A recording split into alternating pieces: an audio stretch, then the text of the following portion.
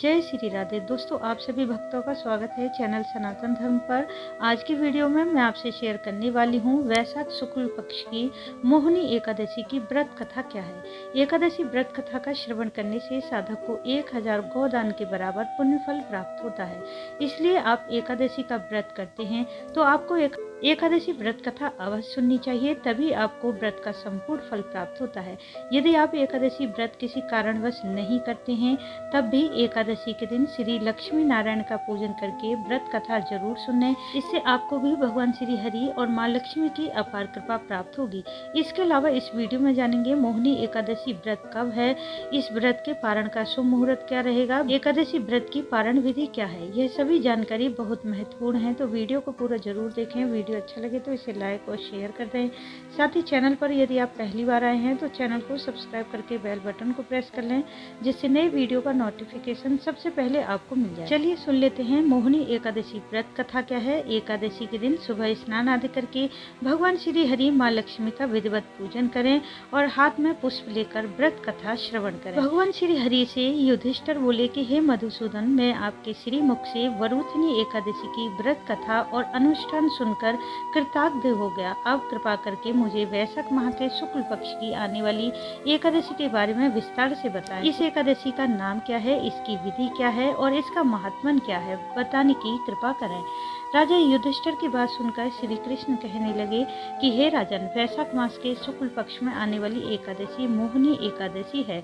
यह एकादशी मनुष्य के सभी पाप मोह बंधनों को काटने वाली है, पाप नाशिनी और मोक्षदायिनी एकादशी है। अब मैं आपको इसकी कथा सुनाता हूँ जो महर्षि वशिष्ठ ने मेरे राम अवतार में मुझे सुनाई थी, अतः इसे ध्यान से सुने।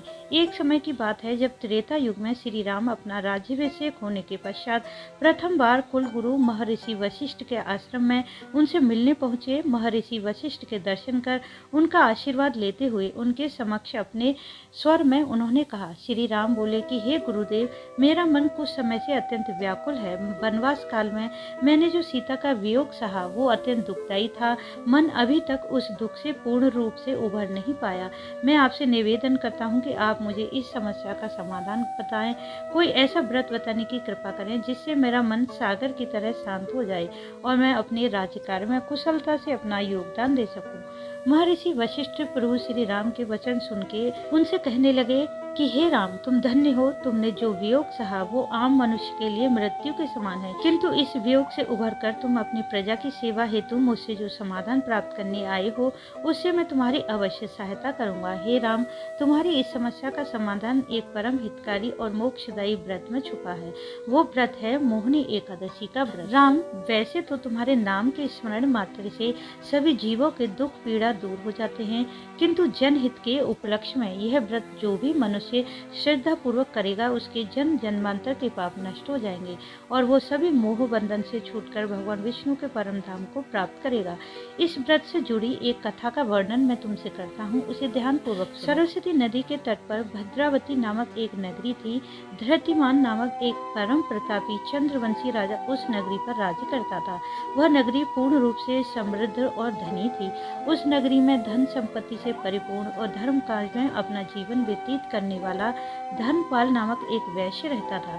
वो अत्यंत पुण्यवान परम विष्णु भक्त था। उसने अपने जीवन काल में अपने नगर और जनहित में अनेक भोजनालय, धर्मशाला, कुएं, सरोवर, प्याऊ की रचना की थी। मार्गों पर आम, नीम, जामुन आदि के वृक्ष भी लगवाए। धनपाल सुखी और समृद्ध होने के साथ साथ संतान सुख से परिपूर्ण थे। उन्हें 5 संतान थी, जिनका नाम था सुमना, सुदबुद्धि, मेधावी, सुकृति और धृष्ट बुद्धि। इन संतानों में 5वीं संतान धृष्ट बुद्धि अत्यंत दुराचारी और महापापी था।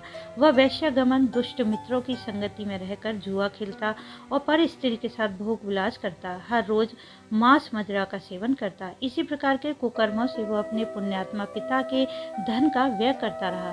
पुत्र के इस कुकर्मों से पिता धनपाल अत्यंत दुखी थे। एक बार पुत्र धृष्ट बुद्धि मदिरापान कर देर रात्रि घर आया। उसने अपने पूज्य पिता का अपमान किया।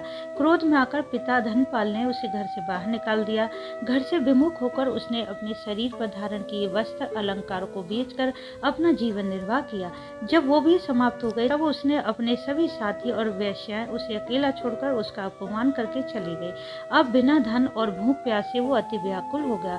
कोई सहारा न मिलने पर अपने जीवन निर्वाह हेतु वो चोरी करने लगा। चोरी करते करते एक बार वो पकड़ा गया, किंतु नगर में उसके पिता के कारण एक पुण्यात्मा वैश्य का पुत्र जानकर उसे चेतावनी देकर छोड़ दिया, किंतु अपने दुष्ट कर्मों के कारण वो दोबारा फिर पकड़ा गया। इस बार राज्य के मंत्रियों ने उसे राजा को सौंप दिया। राजा ने उसका अपराध जान के उसे कठिन कारावास की सजा सुनाई। कारावास में उसे अत्यंत दुख प्राप्त हुआ। अंततः राजा ने उसे अपने नगर से बाहर निकाल दिया।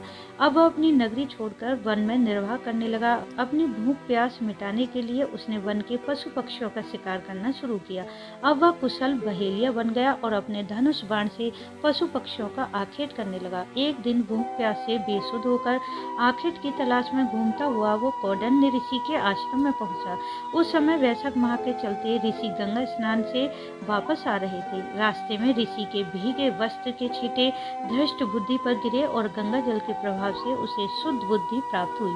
वह उसी क्षण कौंडिन्य ऋषि के आश्रम पर जाकर उनके श्री चरणों में गिर गया और कहने लगा, हे मुनि श्रेष्ठ, मैंने अपने जीवन काल में अत्यधिक पाप कर्म किए हैं और उसके फलस्वरूप आज मेरी यह दशा हुई है। मेरे पास न धन है न अन्न है। इस अवस्था में मेरा जीवन निर्वाह करना कठिन है। इन सभी दुखों के निवारण हेतु क्या आप मुझे कोई उपाय बता सकते हैं जिससे से मैं धन की आवश्यकता को दूर कर सकूं और अपने पाप कर्मों का प्रायश्चित करूं? ऋषि ने दीन वचन सुनकर उससे उच्च स्वर में कहा कि हे वत्स, मैं जानता हूँ कि तुमने अपनी क्षीण बुद्धि के कारण बहुत पाप कर्म किए हैं। उसके फलस्वरूप आज तुम्हारी यह दशा है। अतः इस दशा के निवारण हेतु तुम्हें भगवान विष्णु की अति प्रिय एकादशी तिथि का व्रत रखना होगा। वैशाख मास के शुक्ल पक्ष की एकादशी मोहिनी एकादशी है। तुम्हारे पाप कर्मों से तुम्हें मुक्ति दिलाने हेतु यह अति उत्तम तिथि है। इस एकादशी का व्रत करने से मनुष्य के मेरु पर्वत समान पाप भी क्षण भर में नष्ट हो जाते हैं और मनुष्य को सदगति प्राप्त होती है। ऋषि कौंडिन्य के वचन सुन धृष्ट बुद्धि अत्यंत प्रसन्न हुआ और बिना विलंब किए आने वाली मोहिनी एकादशी का व्रत रखकर पूरे विधि विधान से भगवान श्री हरि की पूजा अर्चना की और द्वादशी के दिन सूर्योदय के बाद भगवान श्री हरि की आराधना करते हुए व्रत का समापन किया। हे राम, इस व्रत की पूर्ति से उसके सारे पाप नष्ट हो गए। उसके अंत समय में वह गरुड़ पर बैठकर विष्णु लोक को गया। संसार में इस व्रत को करने से मोह के सारे बंधन छूट जाते हैं। संसार में इस व्रत के अतिरिक्त कोई और व्रत श्रेष्ठ नहीं।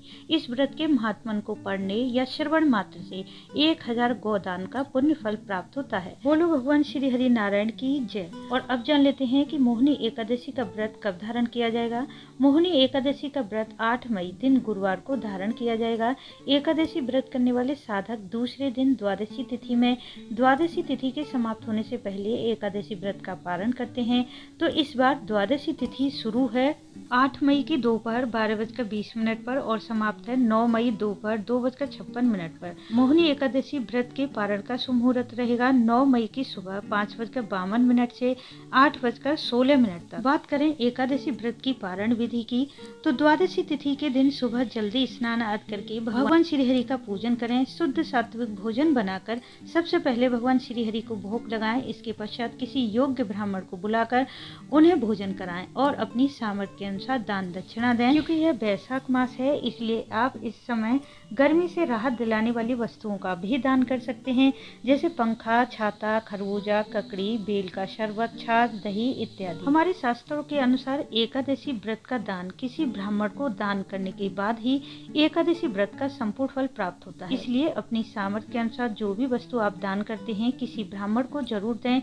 इसके पश्चात यदि आप सामर्थ्यवान हैं तो किसी गरीब जरूरतमंद को भी दान कर सकते हैं। यदि किसी कारणवश आपको ब्राह्मण नहीं मिल पाते हैं तो आप ब्राह्मण के निमित्त भोजन की कच्ची सामग्री जैसे आटा, दाल, चावल, घी, सब्जी, नमक यह निकाल कर रख लें और बाद में जब भी आपको समय मिले यह दान की सामग्री किसी मंदिर में जाकर ब्राह्मण को दे दें। परंतु ध्यान रखें कि आपने जो दान की सामग्री ब्राह्मण के निमित्त निकाली है वह जितना जल्दी हो सके किसी ब्राह्मण को अवश्य दे दें। यदि आप उस दान की सामग्री को घर में ज्यादा देर तक रखते हैं तो इससे आपको दोष लगता है। तो आप कोशिश करें कि अपना व्रत पारण करने के बाद यह दान की सामग्री शीघ्र ही किसी ब्राह्मण को दान दे दें। तो दोस्तों, उम्मीद है इस वीडियो से आपको लाभ अवश्य मिलेगा। वीडियो अच्छा लगा हो तो इसे लाइक, शेयर, सब्सक्राइब जरूर कर लें।